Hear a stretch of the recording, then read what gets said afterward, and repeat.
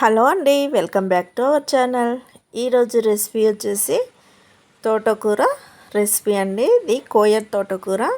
చూడండి, మనకు కాండాలు అంటే ఆకు కాండం ఉంటుంది కదా, అది మనకు రెడ్గా ఉంటుంది. దాన్ని కోయ తోటకూర లేకపోతే చిన్నాకుల కూర అంటారు. ఇది చాలా మంచిదండి హెల్త్కి. ఓకేనా, ఈ తోటకూరను ఎలా చేసుకోవాలో చూద్దాము. నేనైతే ఓన్లీ ఆకులే చించుకున్నానండి, కాండాలు పడేసాను. ఓకేనా, ఈ తోటకూరని ఇప్పుడు చిన్నగా ఇలా కట్ చేసుకోవాలి. ఇక్కడ నేను చూపెడుతున్నాను కదా, చాక్ తోటైనా సీజర్ తోటైనా ఇలా చిన్నగా కట్ చేసుకోవాలండి.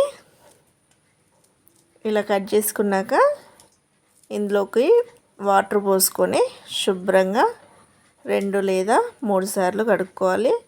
అవసరమైతే మీరు ఉప్పు వేసి కూడా కడుక్కోవచ్చండి. ఉప్పు నీళ్ళల్లో వేసి కూడా ఈ ఆకుకూరని కడుక్కున్నారనుకో ఇంకా చాలా మంచిగా ఉంటాయి. ఏమన్నా గుడ్లు, ఆకుల కింద గుడ్లు ఇట్లా ఉంటాయి కదా, అవన్నీ చనిపోతాయి ఉప్పు వేసి కడిగితే.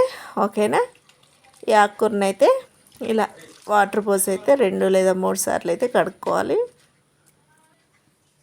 ఇలా కడుక్కొని పక్కకు పెట్టుకున్నాక ఇప్పుడు స్టవ్ వెలిగించుకోవాలి. ఒక ప్యాన్ పెట్టుకోవాలండి. ప్యాన్ వేడయ్యాక 2 టేబుల్ స్పూన్ నూనె వేసుకోవాలి. 1/2 టేబుల్ స్పూన్ జీలకర్ర, 5-6 వెల్లుల్లి రెబ్బలు, ఒక మీడియం సైజు ఉల్లిగడ్డ చిన్న ముక్కలుగా కట్ చేసుకొని వీటిని దోరగా వేయించుకోవాలండి.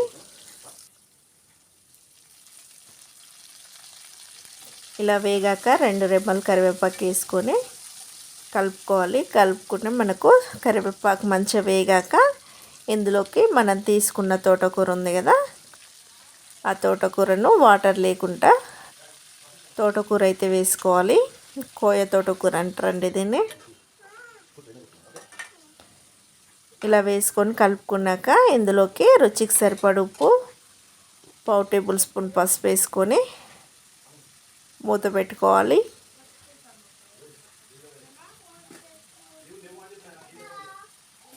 చూడండి, మనకు తోటకూర ఉడికేటప్పుడే మనకు ఉడుకుతూ ఉంటుంది కదా, అప్పుడు మనకు ఈ కూరల్లో నుండి వాటర్ అయితే రిలీజ్ అవుతూ ఉంటాయి.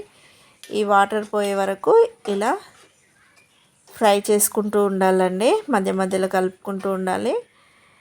ఈ వాటర్ తోటి ఇలానే ఉండనిచ్చినామనుకో మనకు ఆకుకూర అనేది టేస్ట్ రాదు, పసరు ఉంటుంది.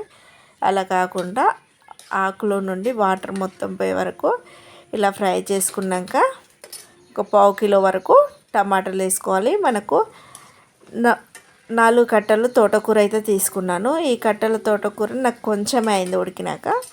ఇంకా 1/2 కిలో టమాటా వేసుకున్నానండి. టమాటా వేసుకొని చేసుకుంటే చాలా బాగుంటుంది. ఇలా టమాటా బాగా ఉడికినాక ఇంకా మనం కర్రీ చేసుకునే గంటెతోటి ఇలా బాగా ప్రెస్ చేసుకుంటూ కలుపుకుంటే మనకు అక్కడక్కడ టమాటాలు లావుగా ఉంటే మొత్తం చిదిగిపోతాయండి. ఇలా కలుపుకున్నాక రుచికి సరిపడు కారపొడి వేసుకోవాలి. కారపొడి వేసుకొని మూత పెట్టుకొని 2 లేదా 3 నిమిషాల పాటు ఈ కారాన్ని ఉడికించుకోవాలి. అలాగే ధనియా పౌడర్ కూడా వేసుకొని కలుపుకోవాలండి. ఇలా కలుపుకున్నాక ఈ కర్రీని అయితే మొత్తం మీడియం ఫ్లేమ్ మీదనే చేసుకోవాలండి. హై ఫ్లేమ్లో చేసుకుంటే మనకు తోటకూర అనేది జల్దీ ఉడికి అంత టేస్ట్ ఉండదు. చిన్న మంట పైన ఉడికించుకుంటే మనకు టేస్ట్ అనేది చాలా బాగా వస్తుంది. ఉప్పు కారం సరిపోయిందా లేదా చెక్ చేసుకొని ఇంకా స్టవ్ అయితే ఆఫ్ చేసుకోవాలి ఫ్రెండ్స్. ఓకేనా, ఈ వీడియో కనుక మీకు నచ్చినట్లయితే లైక్ చేయండి, షేర్ చేయండి, కామెంట్ చేయండి. ప్లీజ్ సబ్స్క్రైబ్ చేయండి. బాయ్.